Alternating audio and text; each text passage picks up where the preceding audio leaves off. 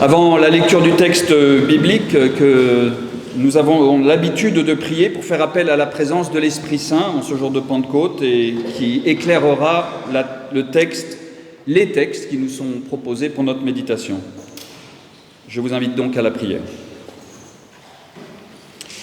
Viens, Esprit créateur, par toi toutes choses sont faites nouvelles, par toi les hommes prophétisent, par toi les disciples deviennent apôtres. Viens, Esprit de vérité. Par toi, nous voyons la lumière. Par toi, nous comprenons ta parole. Et par toi, nous apprenons à prier. Viens, Esprit de sainteté. Tu rends témoignage en nous, tu intercèdes en nous, tu nous assistes et tu nous guéris. Viens, Esprit de force et de puissance, Esprit de flamme, Esprit de feu, Esprit de sagesse et d'espérance. Viens, Saint-Esprit, Esprit de Dieu. Amen. Parmi les lectures du jour qui nous sont proposées en ce dimanche de Pentecôte, j'ai retenu 2 textes. Le premier, bien connu, dans le livre des Actes, au chapitre 2, les versets 1 à 11. Lorsqu'arriva le jour de la Pentecôte, ils étaient tous ensemble en un même lieu. Tout à coup, il vint du ciel un bruit comme celui d'un violent coup de vent qui remplit toute la maison où ils étaient assis. Des langues leur apparurent, qui semblaient de feu et qui se séparaient les unes des autres. Il s'en posa sur chacun d'eux. Ils furent tous remplis d'Esprit Saint et se mirent à parler en d'autres langues, selon ce que l'Esprit leur donnait d'énoncer. Or, des Juifs pieux de toutes les nations qui sont sous le ciel habitaient Jérusalem. Au bruit qui se produisit, la multitude accourut et fut bouleversée parce que chacun les entendait parler dans sa propre langue. Étonnés, stupéfaits, ils disaient « Mais ces gens qui parlent ne sont-ils pas tous galiléens ? Comment se fait-il que chacun de nous les entende dans sa langue maternelle ? Parthes, Mèdes, Élamites, habitants de Mésopotamie, de Judée, de Cappadoce, du Pont, d'Asie, de Phrygie, de Pamphylie, d'Égypte, de Libye cyrénaïque, citoyens romains, juifs et prosélytes, crétois et arabes, nous les entendons dire dans notre langue les œuvres grandioses de Dieu. » Le second texte que je vous propose se trouve dans l'Évangile de Jean, au chapitre 20. Évangile de Jean, chapitre 20, les versets 19 à 23. Le soir de ce jour-là, qui était le premier de la semaine, alors que les portes de l'endroit où se trouvaient les disciples étaient fermées, par crainte des Juifs, Jésus vint. Debout au milieu d'eux, il leur dit « Que la paix soit avec vous ». Et quand il eut dit cela, il leur montra ses mains et son côté. Les disciples se réjouirent de voir le Seigneur. Jésus leur dit à nouveau « Que la paix soit avec vous. Comme le Père m'a envoyé, moi aussi je vous envoie. » Après avoir dit cela, il souffla sur eux et leur dit « Recevez l'Esprit Saint. À qui vous pardonnerez les péchés, ceux-ci sont pardonnés. Et à qui vous les retiendrez, ils seront retenus.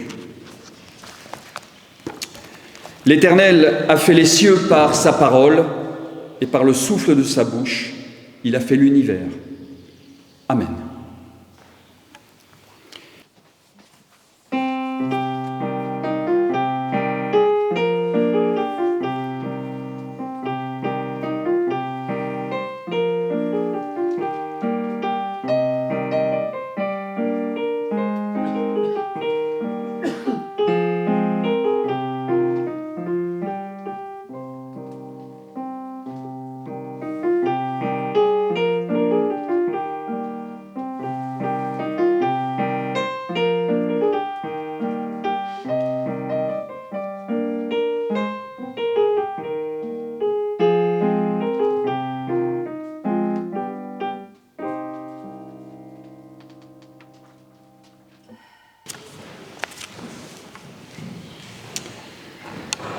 Chers amis, en mettant côte à côte pour ce dimanche de Pentecôte le récit du livre des Actes des Apôtres et celui de l'Évangile de Jean, les lectures du jour nous placent devant quelque chose d'assez surprenant. Nous avons sous les yeux deux récits de l'arrivée de l'Esprit Saint qui semblent presque ne rien avoir en commun. Ils se contredisent même sur certains détails. Dans le livre des Actes des Apôtres, tout est spectaculaire.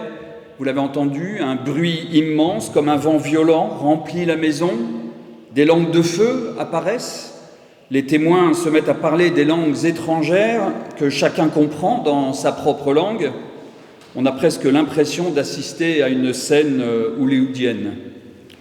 D'ailleurs, lorsque nous pensons à la Pentecôte, c'est souvent cette image qui nous vient immédiatement en tête. Le feu, le vent, le tumulte, le bruit et la foule. Et puis il y a aussi cette question, combien étaient-ils exactement à vivre cet événement extraordinaire? Le texte ne le dit pas clairement, peut-être 120 comme le laisse entendre le chapitre précédent, peut-être seulement une poignée de disciples. Et plus loin, il est question aussi dans le texte de 3000 baptêmes. Alors étaient-ils tous présents? Nous n'en savons rien. Et ce n'est visiblement pas la question la plus importante pour l'auteur du livre des Actes. Ce qui compte surtout, c'est cette idée extraordinaire. Chacun entend une parole dans sa propre langue, ou plus précisément dans son propre dialecte, dans la langue de son enfance. Chacun comprend comme si, soudain, toutes les frontières linguistiques tombaient. Et puis, lorsque l'on passe au texte de Jean, le décor change. Le décor devient silencieux. Plus de foule, mais une scène intimiste. Plus de feu, plus de bruit. Les disciples sont enfermés dans une pièce verrouillée à double tour. Ils ont peur, ils se cachent. L'atmosphère est lourde, presque étouffante. Et c'est là, dans ce silence, que le ressuscité apparaît au milieu d'eux. Il ne fait pas trembler les murs, mais il passe à travers. Il ne descend pas dans le tonnerre, mais il arrive en silence. Il leur dit simplement « La paix soit avec vous ». Puis il souffle sur eux. Entendez-vous le contraste qu'il y a entre les deux récits? D'un côté, un événement public, spectaculaire, visible de tous, une véritable théophanie, c'est-à-dire une manifestation de Dieu, et de l'autre côté, une présence discrète, intime. Dans l'évangile de Jean, l'Esprit Saint ressemble moins à une explosion qu'à une douce respiration retrouvée. Et même la chronologie des deux textes est différente. Dans les Actes, la Pentecôte a lieu 50 jours après Pâques. Jésus ressuscité apparaît pendant 40 jours, puis vint l'Ascension et 10 jours plus tard, l'Esprit est donné, et c'est cette chronologie qui a façonné le calendrier chrétien jusqu'à aujourd'hui encore. Mais dans l'évangile de Jean, tout se passe le soir même de Pâques, comme si résurrection, présence du Christ, ascension et don de l'Esprit Saint formaient une seule et même réalité. Alors pour découvrir où se trouve la bonne nouvelle de Pentecôte, je vous propose d'abord de voir que malgré leurs différences, ces deux textes disent finalement des choses très proches. Puis, dans un deuxième temps, nous nous attarderons davantage sur le récit de Jean pour comprendre ce que signifie cette présence du ressuscité au milieu des disciples enfermés dans cette pièce. Et dans un troisième temps, nous nous demanderons ce que signifie cet Esprit Saint dont parlent nos textes et dont nous parlons encore aujourd'hui. Et pour conclure, nous chercherons à comprendre cette phrase plutôt énigmatique à la fin de notre récit et qui a fait couler beaucoup d'encre. « À qui vous pardonnerez les péchés, ceux-ci sont pardonnés, et à qui vous les retiendrez, ils seront retenus. » Alors, à la lecture de ces textes si différents, une question surgit. Faut-il penser qu'un des deux récits est faux ? Vous vous en doutez, je ne le crois pas. Je ne le crois pas parce que les textes bibliques ne sont pas des reportages écrits pour reconstituer des faits minute par minute. Ce sont des témoignages spirituels. Des hommes et des femmes ont essayé, avec leurs mots, leurs images, à travers leur culture, ils ont essayé d'exprimer une expérience qui a été bouleversante pour eux. Après la mort de Jésus, quelque chose s'est remis à vivre en eux, quelque chose les a relevés, quelque chose les a remis en marche. Les auteurs du Nouveau Testament ne parlent pas tous de la même manière parce qu'ils ne s'adressent pas tous eux-mêmes aux mêmes communautés et ne portent pas les mêmes sensibilités.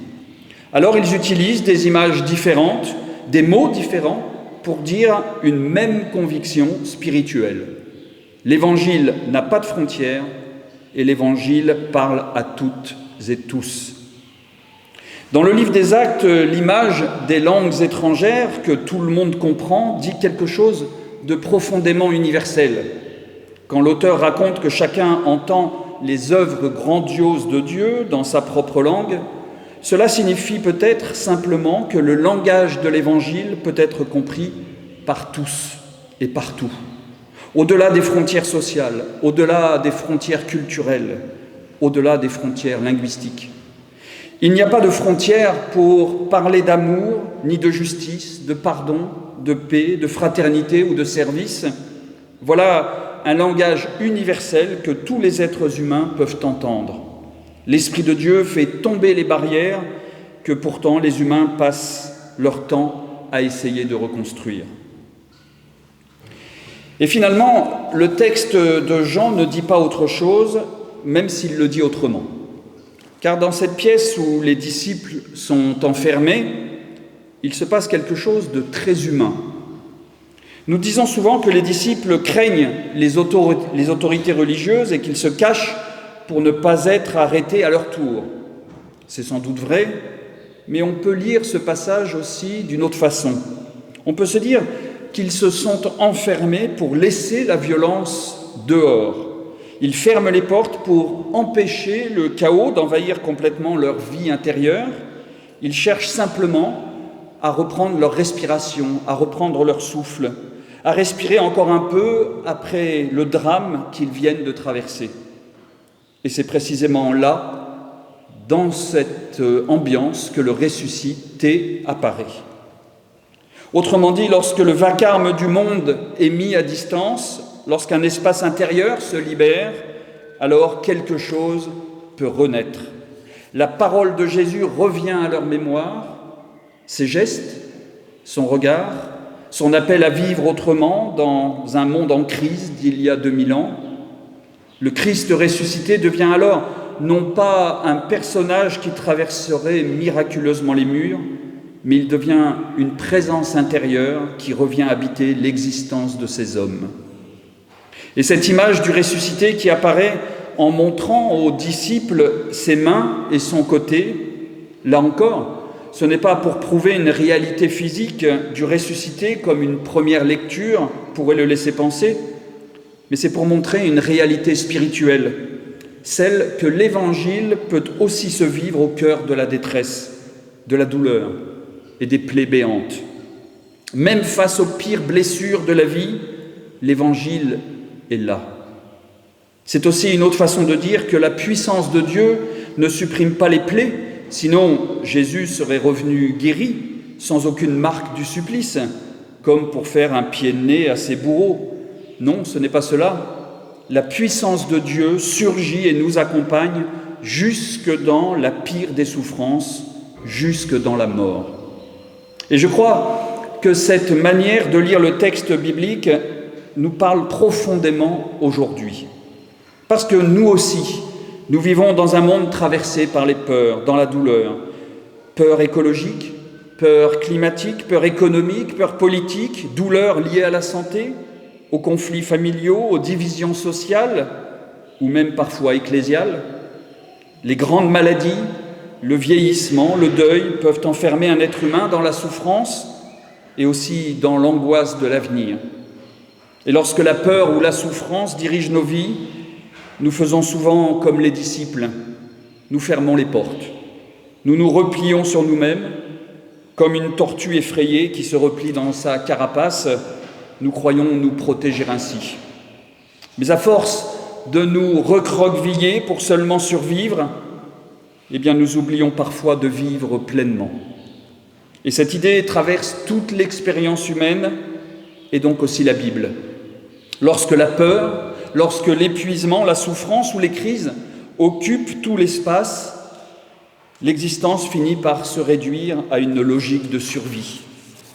Après un deuil, par exemple, on continue parfois à se tenir debout, même difficilement, mais intérieurement, on ne respire plus vraiment.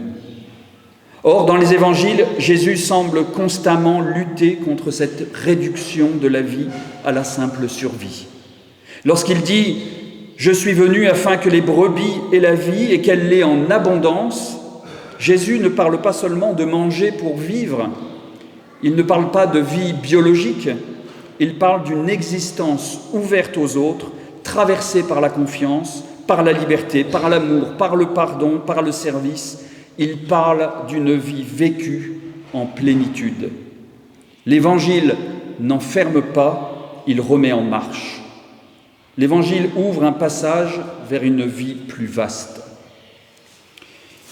Une autre question se pose lorsque nous lisons ces récits de Pentecôte. Cet Esprit Saint, qu'est-ce que c'est exactement ? Dans le livre des Actes, nous lisons « Ils furent tous remplis d'Esprit Saint » et dans l'évangile de Jean, Jésus souffle et dit « Recevez l'Esprit Saint ». Mais au fond, de quoi parlons-nous ? Le mot « esprit » est devenu aujourd'hui un mot très flou, c'est même devenu un mot fourre-tout avec les méthodes de développement personnel. Alors pour comprendre, il faut revenir aux images de l'Ancien Testament. Dans la Bible hébraïque, il existe deux mots pour parler du souffle et de l'Esprit de Dieu. Le premier mot pour désigner le vent, qui est une façon de parler de la présence de Dieu. C'est le souffle, c'est l'Esprit que l'on retrouve dès le début du livre de la Genèse, dans les premiers versets. Le souffle ou Esprit de Dieu planait au-dessus des eaux, dit le texte biblique. Puis il y a un autre mot qui apparaît dans le second récit de la création, dans le livre de la Genèse. Dieu façonne l'être humain avec la poussière du sol et il souffle dans ses narines. Ce mot peut se traduire aussi par respiration. Et c'est par cette respiration que l'humain devient vivant. Autrement dit, le souffle respiration de Dieu n'est pas d'abord quelque chose de magique ou de spectaculaire, c'est ce qui remet debout, c'est ce qui redonne la vie. Sans ce souffle respiration, l'humain reste à l'état de poussière. Prenons encore un autre texte dans l'Ancien Testament, c'est celui du prophète Joël, quand Dieu dit « Je répandrai mon souffle respiration sur toute chair. Vos fils et vos filles prophétiseront, vos anciens auront des rêves et vos jeunes gens des visions. » Ce texte est capital parce qu'il annonce une nouveauté pour le peuple de Dieu. Dans l'Ancien Testament, l'Esprit semblait souvent réservé à quelques figures particulières, des prophètes, des rois, quelques élus. Mais avec le prophète Joël, tout change. Le souffle de Dieu devient universel. Il ne sera plus réservé à une élite religieuse. Des hommes et des femmes, des jeunes et des anciens, même les serviteurs et les servantes recevront ce souffle. Autrement dit, plus personne n'est exclu, tout le monde a accès à cette respiration de Dieu. Et c'est exactement ce que racontent les récits de Pentecôte. Dans le livre des Actes, l'Esprit descend sur toute une communauté. Et dans l'évangile de Jean, ceux qui reçoivent le souffle du ressuscité ne sont pas des héros spirituels, ce sont des hommes fragiles, des hommes inquiets, parfois perdus, des hommes très ordinaires qui nous ressemblent. Quand on regarde les disciples choisis par Jésus, eh bien on découvre des pécheurs, un collecteur d'impôts, des hommes simples de Galilée. Aucun d'eux n'est présenté comme un grand spécialiste religieux. Et c'est peut-être cela, la grandeur de l'Évangile. Dieu ne réserve pas son souffle respiration à quelques privilégiés. Le souffle de Dieu circule là où on ne l'attend pas et on le reçoit alors que nous ne nous y attendons même pas nous-mêmes. Il ne se mérite pas, c'est un don gratuit. Il rejoint des hommes et des femmes ordinaires avec leurs peurs, leurs limites, leurs contradictions, leurs souffrances, et qui pourtant se sentent transformés par la présence de l'Esprit qui leur donne cette capacité à se relever, à espérer, à faire vivre autour d'eux un peu plus de paix, de justice, d'amour et d'humanité. L'Esprit Saint n'est donc pas une puissance spectaculaire destinée à impressionner les foules, il est d'abord un souffle subtil, doux, discret, qui remet en mouvement des existences fatiguées. Une respiration qui ouvre des chemins nouveaux. Ces chemins nouveaux sont marqués par cette phrase énigmatique à la fin du texte de l'évangile de Jean que nous avons lu. Ceux à qui vous pardonnerez les péchés, ils leur seront pardonnés, et ceux à qui vous les retiendrez, ils seront retenus. À première vue, on pourrait penser que les disciples reçoivent un pouvoir exceptionnel, un pouvoir surnaturel de pardonner ou non, selon leur propre volonté. Mais détrompez-vous, ce n'est pas cela. En réalité, Jésus leur confie une responsabilité, faire naître le pardon, la réconciliation et la grâce en tout être humain qu'ils rencontreront. Il ne leur dit pas de choisir qui mérite ou pas d'être pardonné. Ce serait même contraire aux enseignements des évangiles. Il leur demande de continuer ce qu'il a lui-même vécu tout au long de son ministère, ouvrir aux êtres humains la possibilité d'une vie nouvelle. Car si le pardon ne naît pas en chacun, alors les êtres humains restent enfermés dans leurs fautes, leurs blessures, leur prison intérieure, leur culpabilité.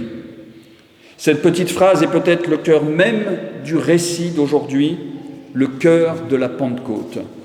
Le pardon permet à chacun d'entrer dans une vie nouvelle, il redonne souffle, il remet debout, il ouvre un avenir. Et peut-être que la vraie question de cette Pentecôte est finalement assez simple. Qu'est-ce qui nous fait vivre aujourd'hui ? Qu'est-ce qui nous remet debout lorsque nous sommes découragés ? Quel souffle fait encore avancer nos vies, nos familles, nos églises, lorsque tout semble parfois usé, fatigué ? Que ce soit dans le récit spectaculaire du livre des Actes des Apôtres ou dans le souffle discret de l'évangile de Jean, la Pentecôte parle toujours de cette présence de Dieu qui nous accompagne au cœur même de nos existences, qui nous ouvre un chemin de pardon, qui nous ouvre un chemin de paix, et qui nous rappelle qu'aucune vie n'est condamnée à rester enfermée dans la culpabilité, dans la peur ou dans la mort intérieure. Amen.